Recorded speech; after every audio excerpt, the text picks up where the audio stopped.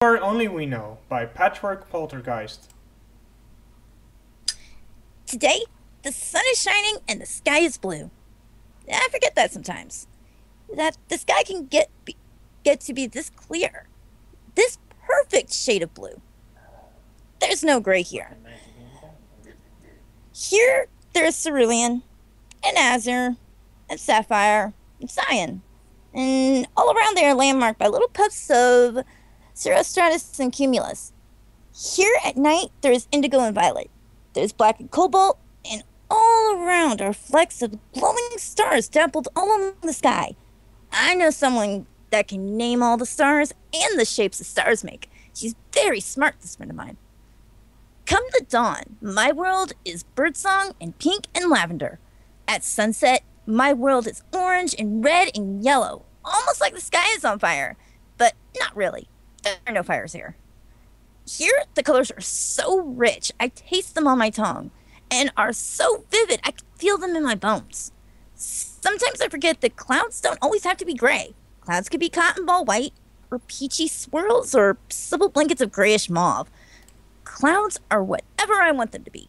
If I want it to rain, it rains. If I want sunny skies all day long, I can make that happen too. I can do that, because here, I have wings. I don't know what I'd do without my wings. I don't know how ponies without wings even live with themselves. I must have been really out of it lately because sometimes I even forget that I have wings, which is the most ridiculous thing ever. I mean, they're only attached to my body. I was born with wings. Rainbow Dash, you need to get more sleep. It's making you crazy. Flight is who I am. Speed is my middle name. Heck, it is my name. They don't call me Dash for nothing. The wind cuts through my coat, and my mane's blown around in about a million directions. But, of course, I don't notice or care. I rip through the soft, wet cumulonimbus and tear up soggy nimbostratus, and in its wake, sunlight streams down all around me, and I trail rainbows in my wake. I fell this one time. A long time ago, I fell. I was sure that'd be left of me was a splatter of fur and bones and feathers, a bloody indistinguishable smear on the grass. By all logic, at the speed I was falling, how far I was falling, that's what should have happened. But it didn't. Bad things like that don't happen here. Instead, I folded my wings, I streamlined, and I aimed. I pulled up and up and up until gravity let me go. I didn't fall. I just soared. Fast, fast, fast, fast, fast, fast, fast.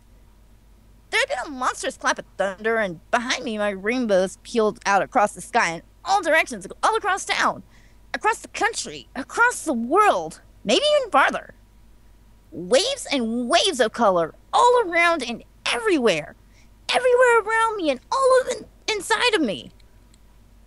That's how I feel this minute, here in the open air, far away from gray skies and bad vibrations. With these wings, I can go anywhere. I can do anything. The Ponyville sky is my home, but it doesn't have to be. If I got the urge, I could just up and leave Ponyville. I could fold back my wings and make a beeline for wherever, or whatever direction I felt like. I could just decide to climb up and up and up until the skyline and me shook hooves. I could go to Huffington or Canterlot or Stalingrad or Philadelphia. Or I could find a new place nobody's ever even been to before. I can do that. I can. But I won't. I won't because I don't want to. Because my friends are here, and there's no point in me going anywhere if they don't come too. That's how it is. It couldn't be anything else. With a plop, I land upon a cloud, soft and spongy underneath my hooves. Almost like I weigh nothing at all. I poke my head through the wispy white and look down to see a little quintet of ponies, all in different pastel colors, just like I am, resting in the shade of a great tree. The tree has windows inside of it for some reason. I don't remember why. The ponies are all sleeping. Except one. The pink pony is awake. She's looking at me with a smile. Her name is Pinkie Pie. She's always smiling. I think think she likes rainbows as much as I do. Hiya, Dashie! Says Pinkie Pie. Did you have a good flight? Hey, Pinkie, I say back. How's it going? Oh, I'm okay. But how about you? She frowns, just slightly. Are you feeling any better? How's your knee today? For some reason, that question makes me really uncomfortable. What the hey are you talking about, Pinkie Pie? My legs are fine. Pinkie blinks a couple times, then shakes her head like she's trying to get rid of something stuck in her mane. Oh, it's nothing, Rainbow Dash. It's just me being silly old Rinky Dinky Pinky again. Don't worry about it. So I don't. I glide down a tree branch right above my best friends in the world and stretch in a dappled bit of sunlight. This, right here. This is the life. Although, now that I think about it, my knee does feel a little sore. But, no. No! I'm not worrying about it. I'm not. I'm relaxing here with my best friends. Nice and peaceful like. Yes, sir. The one thing Rainbow Dash loves is a good nap with her buddies. I love it here. I wish I'd never leave. But sooner or later, a pony has to... Wake up!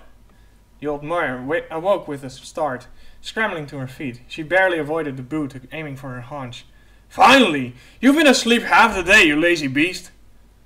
Dash pawed at the ground and gave her a best snort of indignation at the gonly furless thing that had so rudely dumped her out of her slumber.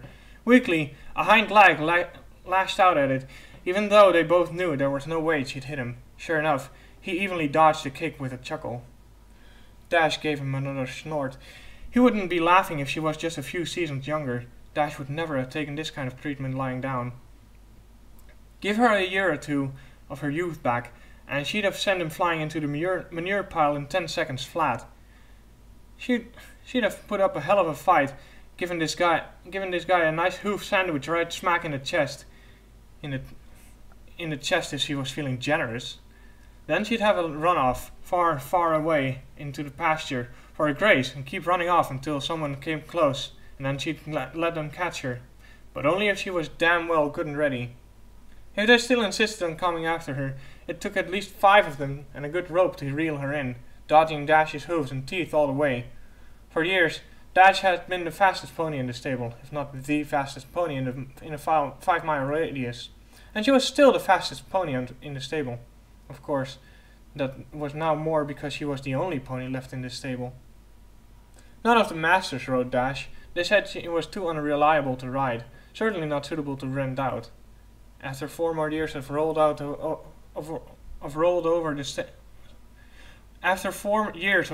stable hands and kicks to the chest and exhausting chases from one end of the fence to the other, they eventually gave up on riding and focused on pulling instead. The cart was arguably even worse than having a rider. At least with a rider she could still see what was going on and didn't have to deal with those annoying blinders. The cart always seemed to be too heavy, and the harness was always too tight. Worse, Rainbow could never break into a full gallop with the cart attached. For one thing, it made Masters pull the rein so hard her mouth bruised. For another, the pony adjacent to her couldn't be able to keep up with her. She'd be dragged along and trip, or make them all fall and crash, pony, cart, driver and all. No pony could keep up with her pace. Well, maybe that one mare, but she was but she was always attached to carts and no carriages, so she had to constantly keep a frustratingly slow pace in order for Twilight or whoever it was she was partnered with to keep up. At least she could still have a good padlock run and lead a merry chase before they managed to hitch her up. At least that had been nice. Ironically, it had been running that had finally taken a dash out of Dash. She had never seen the gopher hole until it was far too late, and then she was splayed out in the grass screaming. Dash lifted her ruined foreleg. It still looked a little bent the wrong way, and it scarred terribly around the knee. She shuddered inwardly and put her leg back down, resolving to keep from looking at it anymore. Thankfully, she was still able to trot. On good days, she could even manage a decent gallop for a pony her age, but still nothing like she'd ever done before. Back in reality, there was a tug. Come on now, Dash! Are you gonna cooperate today? The halter had slipped over her head, while she was still busy being lost in thought. There was really no point in fighting it. Dash allowed herself to be led into the yard, where the carriage waited for her to carry the master into town. Dash no longer had to pull the supply carts. The rental business ended some time ago, so now the only thing a pony was really good for is going into town every now and again. A long time ago, Dash would have been happy to get rid of her carts, but these days she often found herself longing for them. With the carts, at least, she had the company of other ponies. Like that one mare that used to share the stall next to her. She would sometimes pull the carts with her, but more often she was one of the masters she rented out or rode him herself. The mare was always in a good spirit, so she was easy to handle. That was likely why she was the one to be sold first. She was a likable and fun mare. Dash couldn't remember any specifics about her now, not even her name. It had been a long time since she left the stable. She remembered the unkept mane, though. It was the first thing anyone would notice about her. It was always bushed out in wild and frizzy mass of fluffy curls that bounced in time with her trot. Her tail was no different, save for the fact that Dash could swear it was even fuzzier than her mane. The stable boy had constantly been picking out burrs and things out of it. That mare had gotten the strangest things caught in her mane sometimes. Not just the normal stuff like twig or dead grass, but also things like metal washers or old eyeglasses. And one time they actually found half a bar of chocolate stuck to the end of her tail. And despite her being constantly groomed and brushed, that mane would never go straight. No matter what they did, they could never get the masses of curls to cooperate. It was so strange. But it was also what made her special, just like Dash's speed or Twilight's old way of standing perfectly still and studying the leaves in the trees. Dash flicked an ear and nickered at the thought of her old friend. She wondered what the mare was doing now. It had appeared as if the mare's new master had gotten her for his children. Dash hoped that was the case. Her friend would have liked that a lot. She adored new riders to pal around with, though, to be honest, that mare liked pretty much anything. She could even make pulling carts seem fun, in her odd little way. Making her way down the road, Dash tilted her head towards the sky. There was nothing different about the sky today. It was the same even shade of grey as it always was, broken up here and there by the spatterings of black smoke trickling up into the atmosphere. Looking at the smoke reminded Dash of something. Something else that could be up in the sky too. Up there, with the birds and the things. Come to think of it, the sky itself felt like strange this afternoon. Like it should have been different, though she couldn't pinpoint how or why. The sky was the same grey it had always been, and there was nothing different about it at all. Dash shrugged it off. It was probably just an old mare's imagination. There was no point in worrying about nothing. She decided to try and cheer up. They were going to head into the city today, and there was something to look forward to. These days, a trip into the thick of the city was rare, and it was the dirt road, and as the dirt road eased into cobblestone, Dash picked up her pace to a cheerful canter. It was very grey in the city. The buildings and walls and vendor stands crowded in distressingly close. The world slowly turned to nothing but brick, stone, steel and smoke and mortar. The choke of 1,000 of bodies made everything look too hot, and the constant drone of noise made it hard to concentrate sometimes. The roads were too narrow, and there was a greater chance of having accidents. Dash never would have been trusted in her younger days. A pony had to pay very close attention to the instructions or risk disaster. Despite that, Dash loved being in the city. It gave her a chance to look at something new for once, and the danger of the city made for a decent excitement.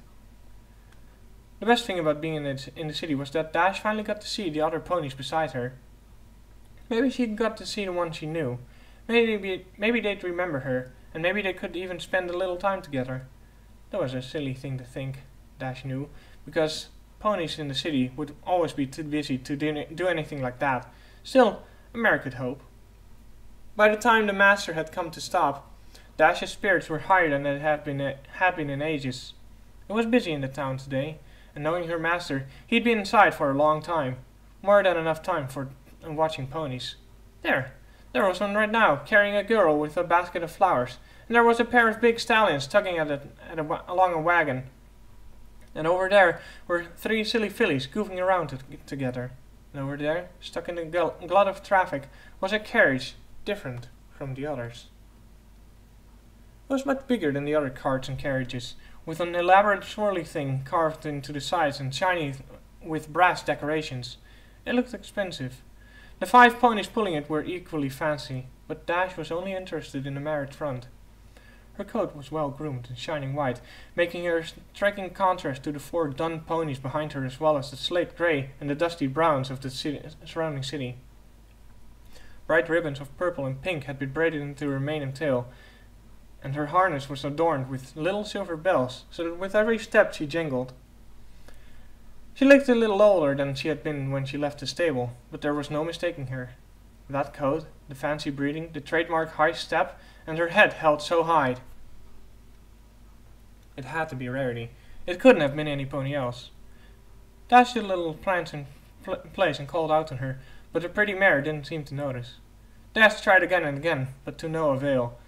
The old mare stamped in frustration. What was going on? Couldn't she hear her? Was she ignoring her? Then Rarity called back, a dainty little chirp, and gave a flick of her tail. She didn't turn to look at her, though. That wasn't like her. Rarity always looked the pony straight in the eyes. Maybe she was just more worried about the traffic, or the driver was lenient with the riding crop, or... The carriage pulled farther ahead, and Dash saw why Rarity hadn't moved her head. It wasn't because she wouldn't. It was because she couldn't. She was barely able to move her head at all. Rarity wasn't holding up her head from pride. It was held up by force. Her reins drew her neck backwards, and then her head away, way up, so that her neck was in almost an upright position. It was like it was there to make Rarity look fancier, but it also made her exhausted. Looking closer, her breath was labored, often coming out in short little bursts, and it made her cough. Dash wondered how it was even possible when a pony was trained like that, especially by a light and dainty pony like Rarity. She was never built for this kind of endurance. How she managed to bear it, Dash had no idea. The traffic was moving again. The carriages moved onward towards the destinations. Before they rounded the corner, a lady peered out of Rarity's carriage, frowned, and then went back in again, apparently complaining about something. Dash saw a flick of Rarity's tail before she rounded the corner, and then she was gone. Bye, Rarity. Somewhere on Dash's left side, there was sudden movement. The mare gave a startled little jump, and instinctively lashed out with her back leg. An attack, but from whom? Out in the open like this, it could have been anything. A rogue dog, or a wolf, or a dragon, or maybe some brat with a slingshot. Well, they weren't gonna get the best of Dash. She bucked in her harness and kicked again, and there was a splash and a shout. Ow! Hey! The mystery person stepped into view, right arm dripping wet. Dash's master scowled at her from under his wide hat. Whoops. He grumbled something under his breath, likely something about ungrateful ponies, and set out a bucket of water before vanishing back into the brick building. Despite almost accidentally kicking him in the shin, not her fault he snuck up on her like that, she was happy for the water. It was late summer, and the heat in the city had been slowly building up to a broil, and the clouds making everything humid weren't helping. A nice watering was just the thing she needed to be refreshed. Now, if only she had a snack to go with it, a nice serving of oatmeal or apples. Thinking of apples was just messing with her mind. She could have sworn she smelled apples, a lot of apples, almost as if they were right next to her. Dash turned her head left to see an apple cart sitting next to her and rolled her eyes. Stupid blinders. How did she manage to miss an entire cart and 2 ponies sitting right next to her? They must have pulled up when Dash was busy watching the traffic. Looking more closely at the pair of ponies, she began to understand why she hadn't heard them. The gelding was peacefully asleep on his feet, and his partner, the mare, looked ready for a nap herself. Steam from their sweaty coats drifted lazily about them like a fog. The size difference between them was ridiculous. The gelding was several times bigger and bulkier. Maybe he was really close to a horse instead of a pony. While the mare, in his shadow, was not only dwarfed by his height, but almost looked dead on her feet. Dash tilted her head and looked at them sympathetically. Whoever owned them drove them hard. The mare was probably Dash's age, but it looked at least twice that. Her dull coat was filthy and hung from her scrawny frame, as if someone had spread a tarp over her skeleton, and all along her back and legs ran an ugly network of shiny scars. A similar pattern could be found down near the mare's soft belly, and these were still a dull red, not fully healed yet. The tired mare shifted on her cracked hoofs and almost stumbled. For a moment her legs began to violently shake, before finally, and thankfully, stopping. She'd probably been through a lot of owners. On her haunch, Dash could see several brands overlapping. And the one at the very bottom looked kind of like Dash's. Dash nervously fidgeted on her 3 good legs. No, there was no way. No way this pony was the same one. The mare Dash knew was so full of spunk and vigor, the only pony in miles that could keep up with Dash at a full gallop. This couldn't have been her old rival. She had no stubborn determination or good-natured competitiveness in her eyes. But when the mare's ears pricked up and turned to look at her, Dash could deny it no longer. Without a doubt, this was her. Oh, Applejack. Dash nickered sadly to her. For a second, Applejack lost the dull sheen in her eyes as she gave a little toss of her head, quietly nickering back. She motioned down towards Dash's legs to her foreleg with the ruined knee, and it was Applejack's turn to look sympathetic. For some reason, that just made everything just a whole lot better and a whole lot worse. More than anything else, Dash's heart longed for a run at that moment. A real run. One without halters or bridles, or riders or carriages or spurs or fences or saddles. A run unhindered by some stupid busted knee or cracked hooves, the way a gallop was supposed to be. With Dash and Applejack and Rarity and Twilight and all of the other mares still together with their paddock, just like they did when they were fillies so many seasons ago. Dash wanted to do that so badly, but she couldn't. So instead, she just pressed her nose against Applejack's neck. On the trip back home from the city, it started to rain. Finally. The air lost its claustrophobic heaviness and made everything smell a little bit fresher. The cool rain felt nice on Dash's coat, and the pitter-patter rhythms relaxed the old mare. It even made her forget how the rainstorms made her arthritis act up. In the stable, her master gave her a pat on the neck for behaving today and rewarded her with a nice bucket of fresh oats. Dash wasn't very hungry though. She'd eat them later. For now, she was more interested in hunkering down for a nice, relaxing... Relaxing? Lie down. Lights. Here, where it's... Nice. And soft. In the clouds. I turn over in my sleep and lazily hug a section of soft cumulus close to my chest. Somebody below is calling out to me. I ignore it. Sleep is nice. 5 more minutes, Mom. But then I remember. Today, I've got something to do. I crack open an eye and the first thing I notice is that the sky is gray. That just won't do. This Pegasus doesn't feel like gray skies today. Today I've scheduled a nice sunny day. I'm gonna need it if I want to meet Applejack for a game of horseshoes. I fire like a shot into the air. The wings splayed in a lazy glide for a quick survey of the job. Nothing too hard. The sky will be clear in 10 seconds flat. I love my job. By Celestia. I really do. The gentle softness of the clouds kiss my feathers, and there's a gentle little poop as one by one the clouds explode into little bits of water vapor. I fly up, down, sideways, frontways, backwards. I do barrel rolls and a rash of rapid-fire drives in and out of cotton ball white cirrus. I rip through the soft wet cumulonimbus and tear through soggy cirrostratus. And in its wake, sunlight streams down all around me. A streak of rainbow flashes through the sky in my wake. I take a moment to climb up above the clouds. I can see Camelot way up in the distance. I'm going there later this year. I'm gonna meet the Wonderbolts, and my skills are gonna rock their world. But that's later. For now, I fold in my wings and let myself fall into a dive. The wind screams in my ears, blood rushes through my veins. And at the last minute, before the ground can come into view, I pull up and make a straight dash right through Ponyville. I'm going too fast to stop and see every pony, but as I cut through, I can hear them. And like the awesome friend I am, I always answer. Good morning, Rainbow Dash. Morning, Fluttershy. Morning, Twilight. My, look who's up early for once.